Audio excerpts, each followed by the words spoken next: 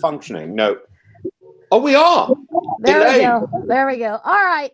I just want to thank everybody for hanging around here at Reality NSFW and checking out this new podcast of mine and Tim's. It's called The Circle Chat.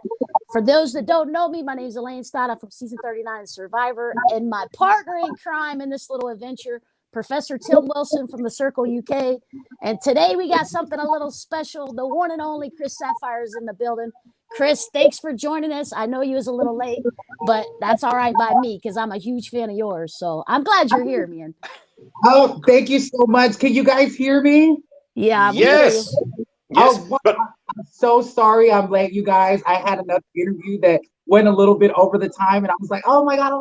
But I'm so glad to be here. But Chris, even if we couldn't hear you, we can see you. You are radiant in purple spangles. And for people who can't see this, Chris is putting me to shame. It's one of the few times in my life when somebody can do color better than I can. You know, I love everything sparkly. After I got off of the circle, people wanted to know, do I actually dress this way? And yes, I actually do. My closet looks like a drag queen just threw up and gave birth in it. Well, all I got's t-shirts in my closet. I just wear t-shirts and a ball cap all the time. I'm nothing fancy. I'm old redneck country. I'm just do it simple. Nothing wrong with that, honey. Nothing wrong with Yeah. No, but Elaine, you project such a warmth and glow. You know, you don't need all the things we need. I appreciate that, but I do have to say that Tim always wears a little color, but you, Chris, are just like all color. So I'm here for it, though. I love it. I feel like we only live once, so we got to wear all the colors, like RuPaul says in the crayon box. So I really take that to heart. And plus, I love the color purple. They say it's royal. Oh, It is. It goes back to some little crustacean, and Julius Caesar. Yeah.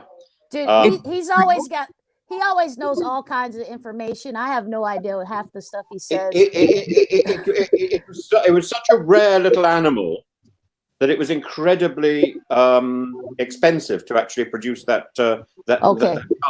Okay, So- I got you now. I understand a little bit now. I'm a little simple. I don't get the big words sometimes. So I understand the color purple is royal. I get that part of it.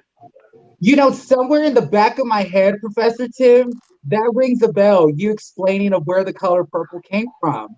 Yeah, and then the Romans mined these little crustaceans so much that they died out, and then they had to find a new color purple. So the actual color purple that was so vibrant during the Roman Empire no longer exists.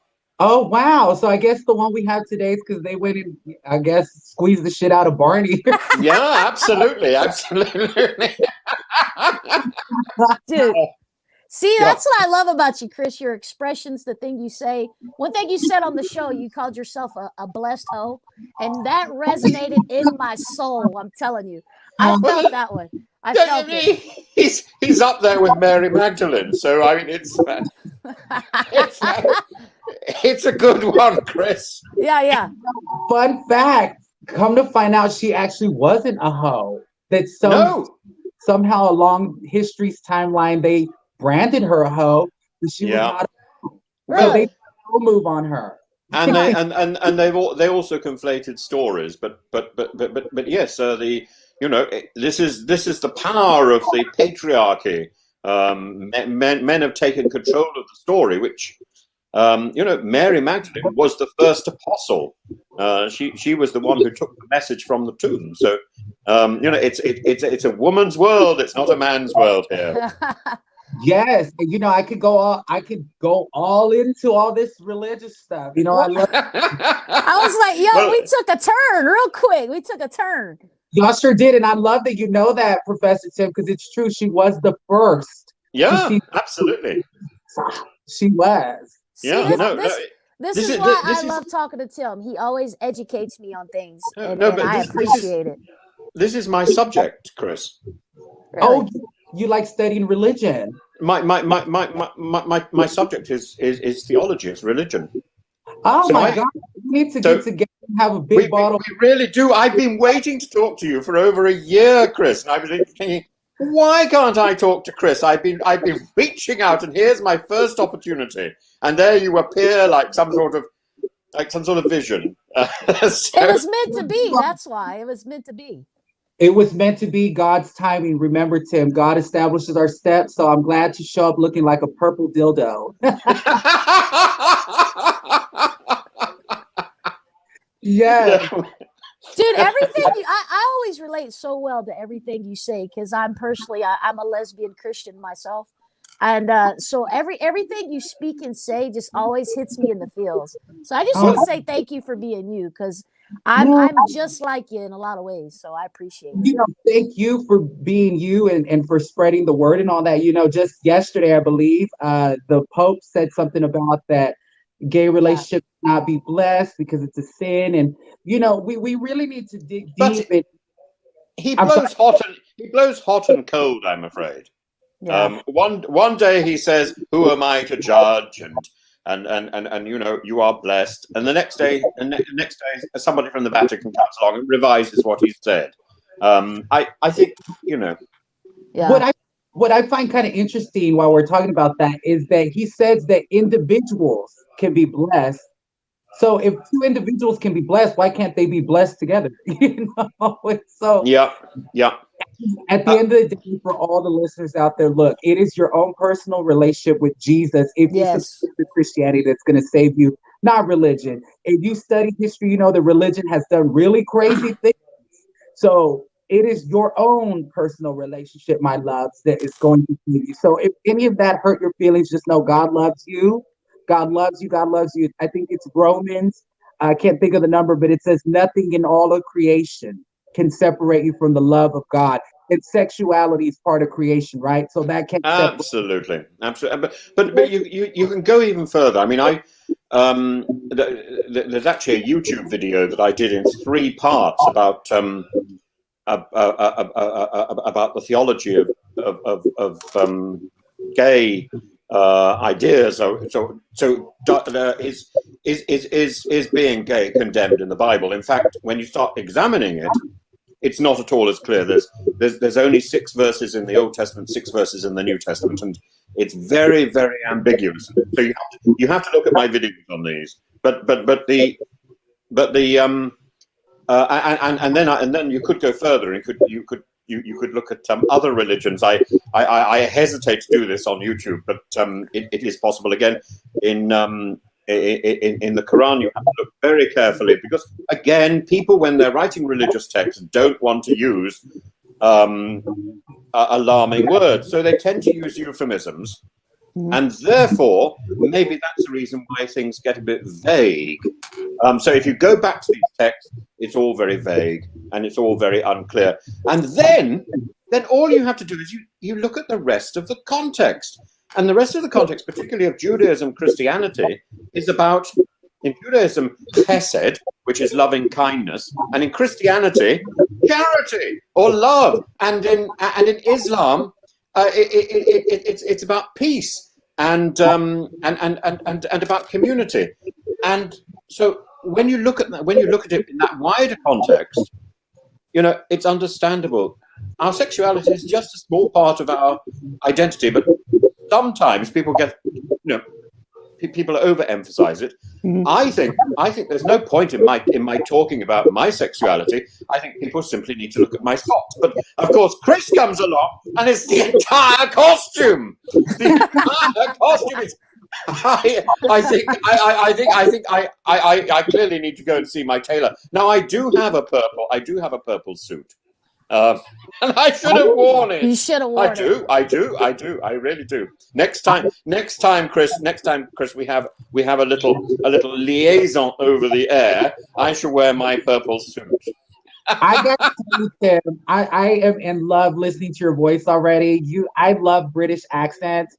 I think y'all have the coolest accent, and you sound like you're a great narrator. Like you're narrating all of our lives as we're listening.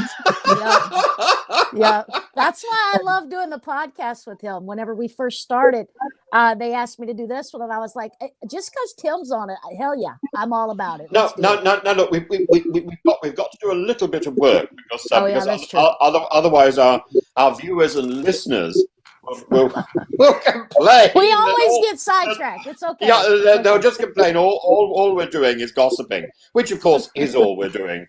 But look, Chris, you are central. You are central to something that happened last night in the British celebrity circle. And have you seen any of it? I don't think he has. I haven't had the chance to see it because I don't have access to it here in the United States. It's not on Netflix or anything. I know. It's so frustrating. Why are these things not public? They should be exported across the across the airwaves like they are inspirational. So inspirational. Breathing in. You have to clue them in, Tim, on what happened. Well, I'm not going to clue you in that much. I'm just going to say that something alarming happened. So I was predicting that the circle this year would be won by a girl pretending to be a boy, and that's exactly what happened. Oh, I see. I didn't watch the last episode. Is that what happened? So wow. I've just given you a spoiler. I really Chris is doing his expression now. When you did the final ratings, Chris, you had your ratings will decide your you know how you have to read out the thing. Your ratings will decide your fate or something, and then you did it was priceless because there was a second after you finished speaking before you did this look of horror. It was beautiful. Oh, I was just so happy that I made it to where I made it. And by the way, Tim, you giving me that little hint as to who won. First and foremost, I can't believe the celebrity circle is already done with. How many episodes was it? There are only six episodes, and now tonight. One reason we have to be sort of in and out quite quickly is because because I've already had telephone calls from some of the contestants for the new one, for Circle 3. And so I feel I ought to be supporting them by watching it, and that starts at 9 o'clock. So we need to tidy up fairly close to 9 o'clock so that people can watch this or listen to this and then go straight on to the circle proper and support these great newbies in their adventure. There's a wonderful fellow called James who was on a program called Gladiators. And he's a big sort of butch fellow, and he's playing a girl, obviously.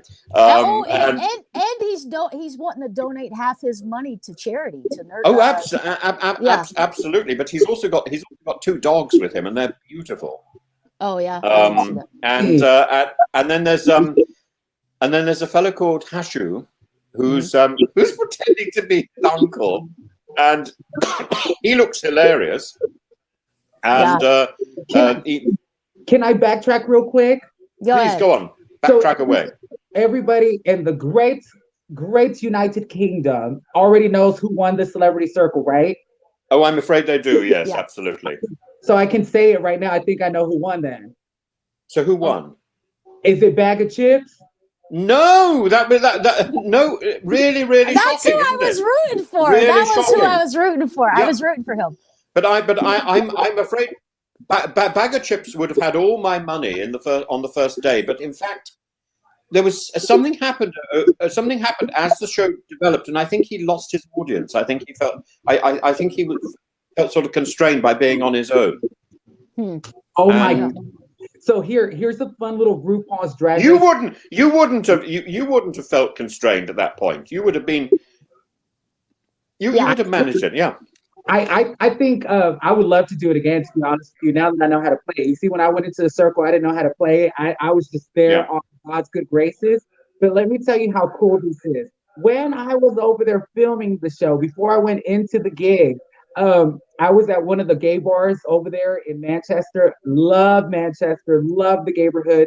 And there was a drag queen performing on stage, and we kept making eye contact. I felt like we were, and I thought she looked so polished.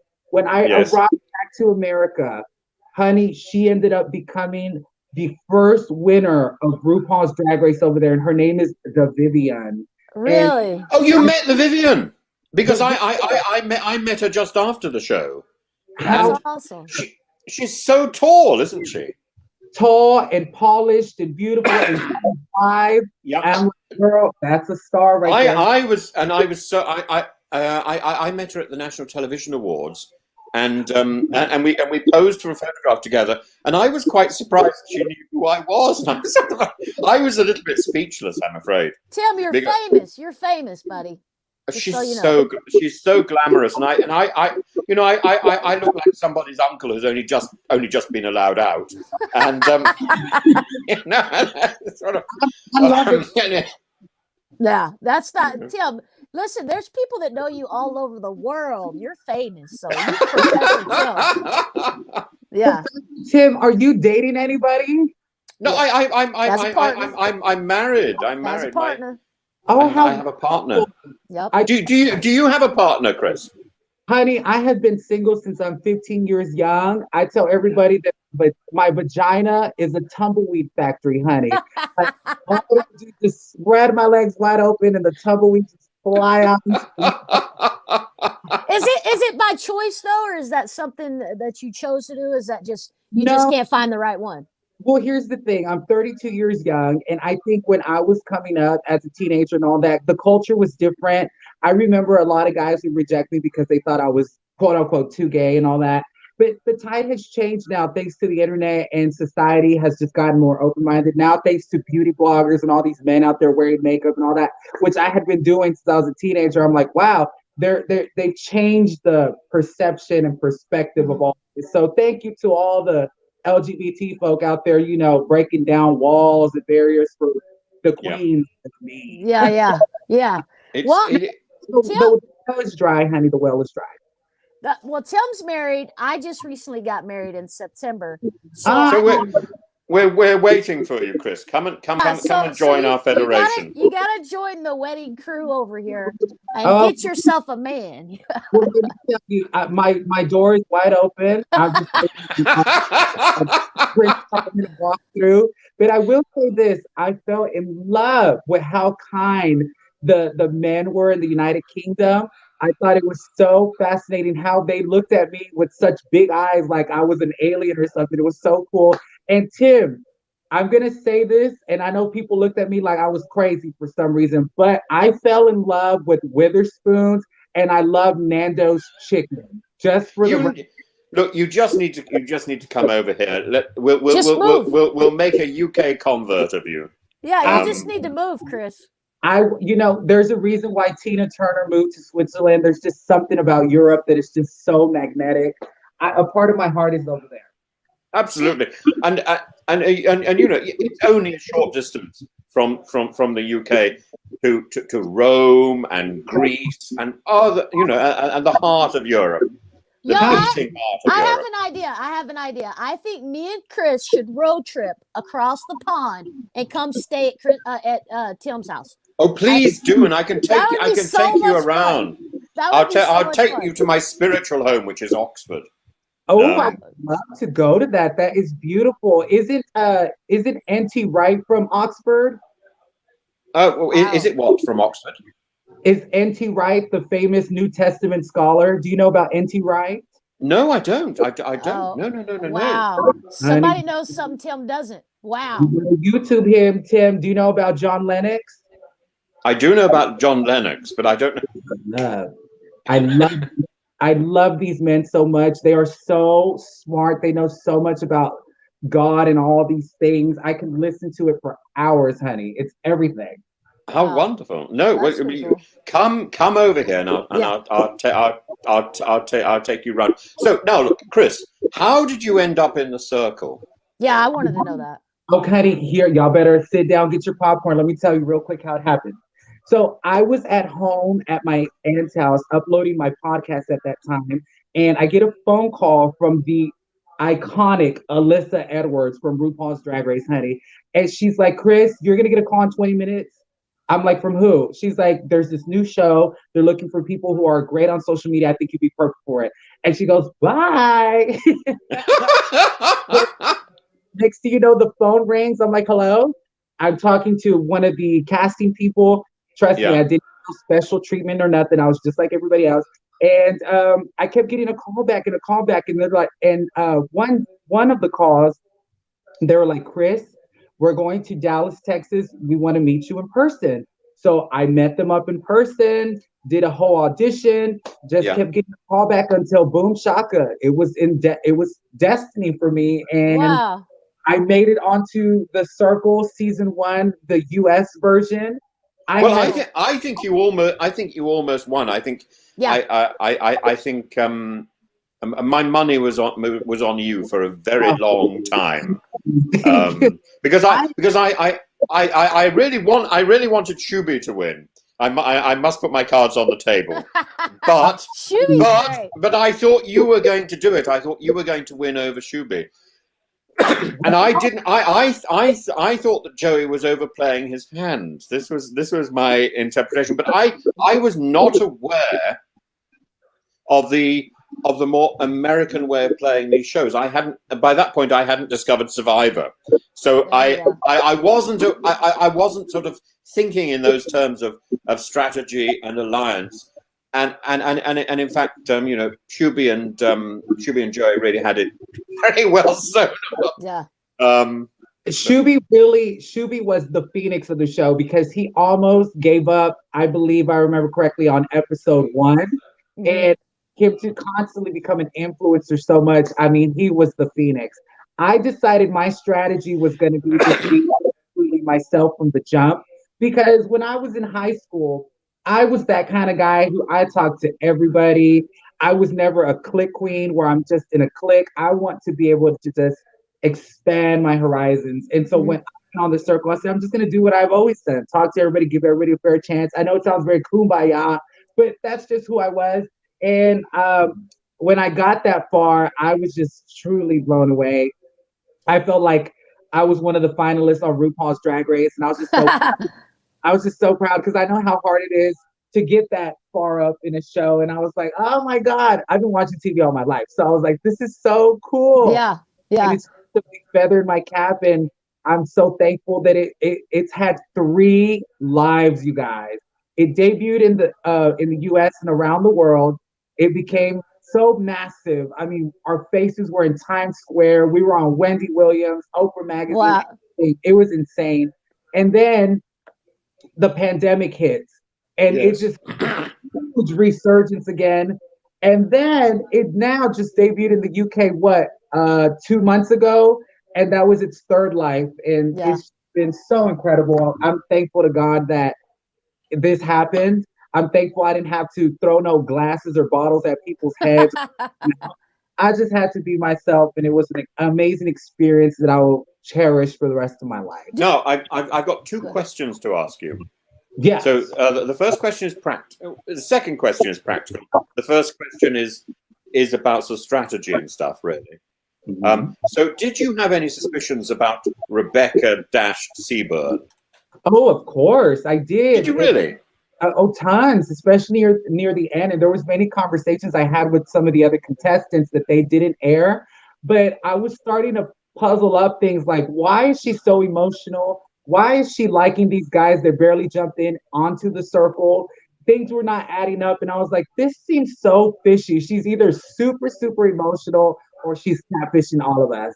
And look, and that's why when we all finally met, I looked over and I was like, who is this? That was a genuine reaction. I thought it was the producer or something of the show. I was like, who's this? And when he was like, Rebecca, I was like,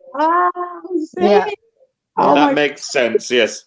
Yeah. So it wasn't because of things she said. It was because of a sort of feeling that you had, wasn't it? Well, it was both. Things she was saying, how she was, I'm sad because blah, blah, blah. I thought we had something going on. What? And it was just picking up on that energy too. Things were not adding up. And I'm just glad that my intuition was correct. Well, that's like when she went on the date with Adam, aka Alex, and she's like, oh yes, I have felt, I was like, what? We'll find out more of that in a week or so, because we're going to have him on the show. Alex is going to be here, Tell him we will. But yeah, I thought, she's playing it way too over the top. I didn't know of anybody that would buy that kind of crap that she was spitting, but people did. People did. Like, it was just too much for me. Yeah. Girl, he played it. He did his thing. He played it, and he made it to the top 5. And it was like, girl, you did that. Yeah. He's such a beautiful man, don't you think? Oh yes. Oh honey, So lovely. if he was, he was over here with sugar in his tank, honey, I'm probably, Well, there was another big incident that happened on your season. It was when Sean revealed her personal pics and got rid of the catfish. I thought that was like so moving, but it also told so much of how people feel about themselves. I thought that was huge that she done that, and I thought it was brave too. I really liked Sean, and I was sad to see her go, but I thought that was beautiful. That whole thing, I thought it was completely beautiful. It really was, and I'm glad that she shared that story. And I really bonded with her because I have a similar story. I used to be overweight. There was a time I almost died from anorexia, bulimia. I mean, I had horrible acne as a teenager. So I know that whole struggle of body issues, body dysmorphia, all that stuff. So I was very empathetic towards her. I knew something was up. Again, my intuition was picking up a vibe. And when she finally disclosed that she was catfishing us, I was like, oh my God, look who it is. And Yeah. not who it really was, I was like, how beautiful. I know your plight, and I know the struggle.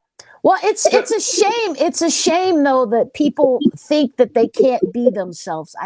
I hate that people feel that way, because I personally believe you should always be yourself at all times. And the fact that you have to struggle with that inside, it says a lot about society and how much pressure they put on people for face value bullshit is what I call it. It's just not cool. Well, look at the pressures of the world. Look what just happened the other day with the Pope saying these things about gay couples. I mean, that doesn't help, I know. We are in a world where mental illness is so it's high, and we're trying to get rid of that stigma. And when things like this come out, it puts more unnecessary pressure on people. I think, going back to spirituality real quick, when these statements come out about this is a sin or something like that, it kind of overshadows the whole message of what Christ is about. Forgiveness, atonement, forgiveness, atonement. And so when people bring these things back about sins and stuff, it's almost like they're bringing back legalities, something that Christ can't totally take away. This is what I loved so much, by the way, about the circle. It's what persuaded me to join it. Was here you've got this image of inclusivity and reciprocity and friendship and union. There's no better image than a circle for that. And so and we make our little circles, and we make our little unions, and we should celebrate whatever they are. I mean, of course, in my series we had the circle of trust, the triangle of terror, but that itself was a little union. That itself was a little circle, and that should be celebrated as well. As I told Paddy, I said, Paddy, I like your little circle. We're happy with the circle of trust. Now it took me a year to get over it, but we're happy with it now. A little bitter. No, I was never bitter. I was just confused. But so it always strikes me as so sad when people focus on the negatives, and they should focus on the positives and bring these positives together. If people are reaching out to one another, this is good, because there's nothing worse. There's nothing worse, sort of. So feeling you can't do that, feeling you can't reach out, feeling alone and lost, and well, we don't want to be alone. That's why Chris was one of my favorites, because he was like, yo, I'm going to give you a chance. You know what I mean? Like, you didn't just straight up judge. Now, the other thing, Chris, didn't you feel that while you were in the circle and you're on your own, that you had this sort of sixth sense about what was going on next door or above you or below you? I just, between you and I and all of us watching, being in the game was so liberating. I felt so free and fun. I was enjoying every second. I've been asked in interviews if I was anxious or how did I keep my cool. Honey, I was meditating. That big ass notebook was full of scriptures that keep me calm and zen. I was enjoying it. Every time that damn TV said alert, I was like, oh shit. I had so many great conversations, for example, with Karen, who was playing Mercedes, the show. I was having a blast. When it ended, I was just like, I can't believe this just happened, dude. And I still talk to all of these folks. We're like a little family. We have a group chat together where we always talk to each other about whatever's popping in our lives. And it's just been so tremendous. And as for the Sixth Sense, I was picking up things. I was being Nancy Drew. Yes. I was enjoying it, darling. It was fantastic. I think one can over. So this is my warning for somebody who's for people who are now watching the new series. One can overplay the catfish thing. It can be a distraction. The real thing is about creating character and discerning character, not necessarily finding. So if all you're going to do is find catfish, in the end, you're not going to build these friendships, and you're going to look around for a light. You're going to say, "Why does everybody hate me?" They hate you, darling, because you haven't done any work. You haven't built the foundation for those friendships. Right. You know, right. There's a lot of the new cast that's on the Circle UK. The new cast that's come out. That's their main goal is to catch catfishes. Well, I think this is production's new angle. What would you lose in order to win? I think I had no intention of winning. Did you want to win, Chris? Oh yeah.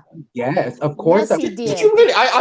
Sorry, little me here. Wait, Chris, was you able to fix your mama's smile? I know that's what you played for. I have the greatest news to share with y'all. No, first and foremost, yes, I did want to win because I wanted to bring the money back to help my family out. But I'm very thankful that even though I did not win, one morning I woke up and my Twitter was being blown up like crazy. And the singer Sia reached out to me, and Sia blessed my mom with all the dental assistance needed. No. The windows in our house were broken. Those windows have been repaired. Wow. I'm just so thankful that my experience on the show was well received, just being myself, that I have a great agent now. We're working on so many things. That's awesome.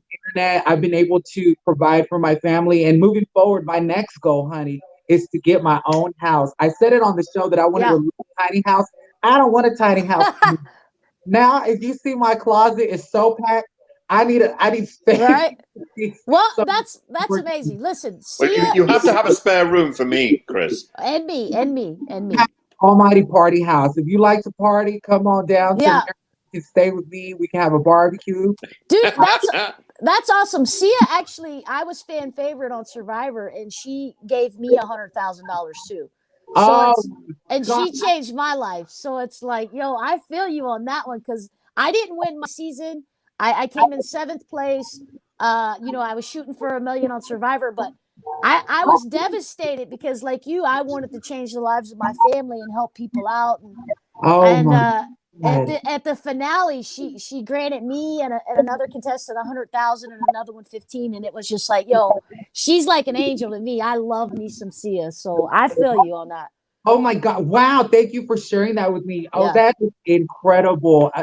She reached out her people, and my mom is right now currently in the process of getting. It takes a while. She's in the process of getting all her implants, and I'm just thank you, Sia. Yeah, for real.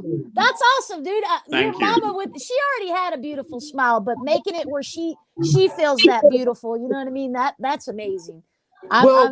What happened is, like I said on the show, unfortunately it was pretty much all the back teeth that are missing, and those are the important ones for eating and chewing and all that, and so they're gonna put all that in there, and right now she's in the Invisalign stage, and it's just so incredible. Dude, that's so cool. Yeah, so moving forward though, that's the next thing I want to manifest. Girl, I want my own house. I want solar panels because I'm trying to save the planet. And God willing, it's coming. I hope so. Yeah, tell me, Chris, does your mother share your color sense? Oh my gosh. So here's fun fact about my mom. Growing up, she was a Tina Turner impersonator and she's No. an inspiring model. So my mom is larger than life, has a huge Wow. Yes. personality. She's just rambunctious and fun, and people are like, "That's where you get it from. You get it from your mom." So she's cool. When I came out of the closet, she accepted it like this. Yeah, that's awesome. Yes. I need to hang out with your mom. Sounds like your mom sounds amazing. Oh, she loves to go gambling, honey. So if you got some of that 100 grand still lingering around, Yeah, well, I'm not the luckiest person when it comes to that kind of thing. I'm not the best at gambling, so I'd be broke it real quick. I don't know if we could go gambling, but I would love to come down to Dallas and just hang out and kick it, you know. it's fun here. I love this city. I always feel like an unofficial ambassador of the city of Dallas. Everywhere I go, I love to tell people about how beautiful and amazing it is. People think of Texas and they instantly think, maybe they think it's very conservative and all that. Some parts are, but all the main cities, they're so liberal and open-minded. And Dallas actually has, I think, the largest gay community in all of Texas. And Albert, Really? which is like a West Hollywood here in Dallas, was just designated a historical landmark. It's that big. So come on Dang. down, Dallas. Honey. Yes, You yes. see, I only know two things about Dallas up till now. Now I know three. I only knew about Kennedy and Jr. Yes. So I was rather useless. JR. Yo, I ain't heard that in forever. It's Well, funny. Two of our gay bars, one of them is named JR's after JR, and Yeah. another one is a lesbian bar named Sue Ellen's after Oh, Sue. absolutely. There you are. You see. Now look. Now look on the on the subject of sort of old TV. That's a warm glow. Now, did you find that while you were in the circle, it was very hot? That was my practical question. Temperature-wise? That's what he says. He said it was hotter than hell in there, is what he kept Oh, saying. I love this question. It was so hot. Really? And y'all saw me, honey. I wear blazers, I wear makeup, I wear it all.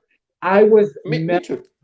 melting. Why is it so hot? I don't understand. They did not have It AC was in there? the stage lights and so much and so much cabling. Really? So many lights and cables, but this is what happened, and here's God with his amazing sense of humor.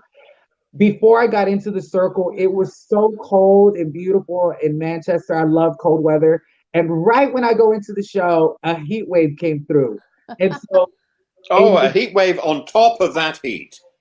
it was a lot of heat. And what I've learned is in the UK, you guys don't really have air conditioning because it's always cool over there. So, honey, I told production, look, I'm not a diva. I'm so easy to work with, honey. Let's do this together. But it is hot in here. And finally, It was unendurable at times. Darling, it's funny because finally, when some of the production people came in, they're like, "Oh my gosh, it is really hot in here." I said, "I told you I was not being a diva. It's really hot."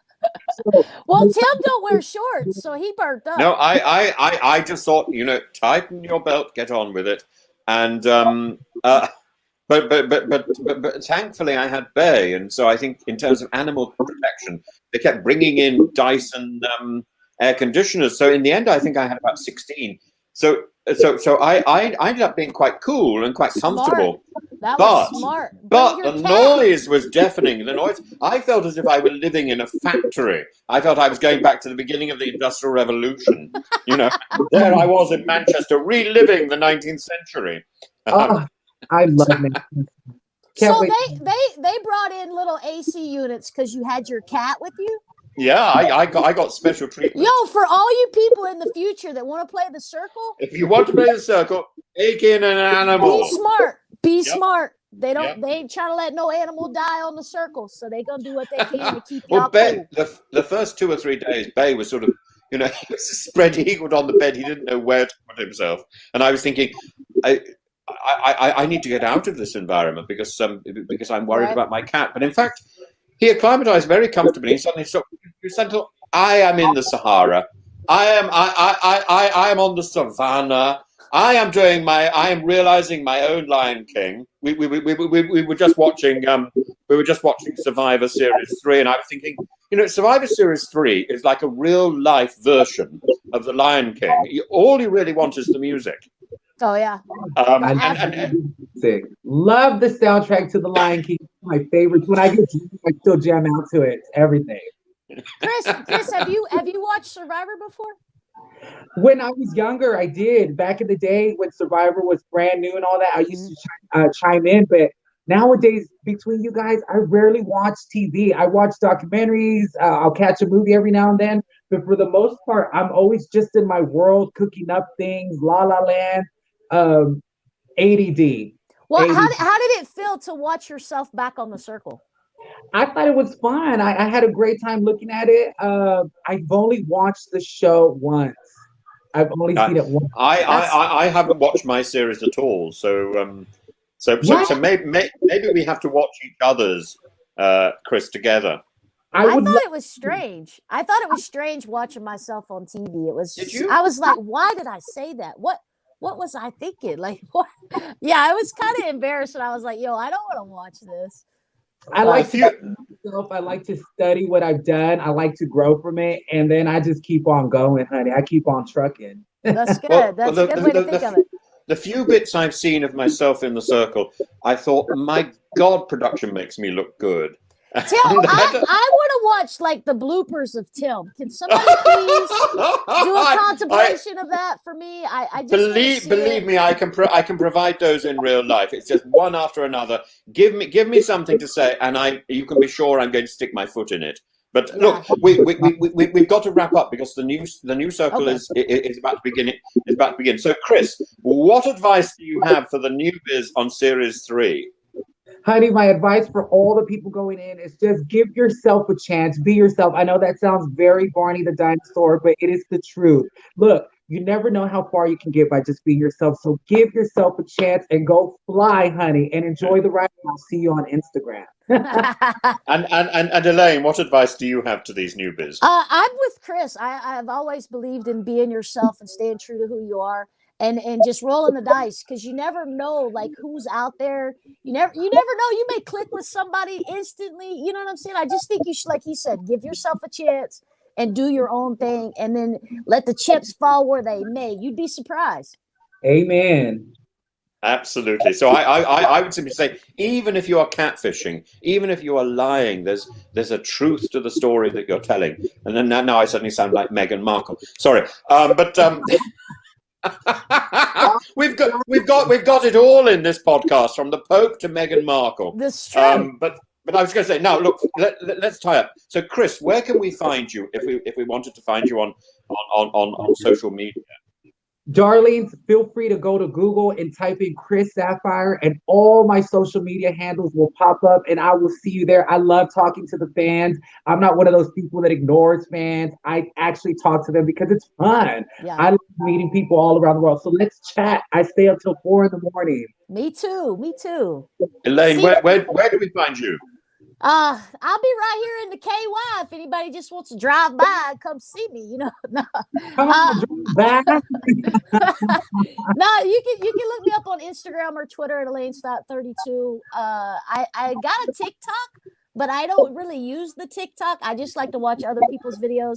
I posted a few, but mainly Instagram and Twitter if you guys want to holler at me. Like Chris said, anybody that messages me, I have literally messaged every single person back. So holler at me if you ever want to talk.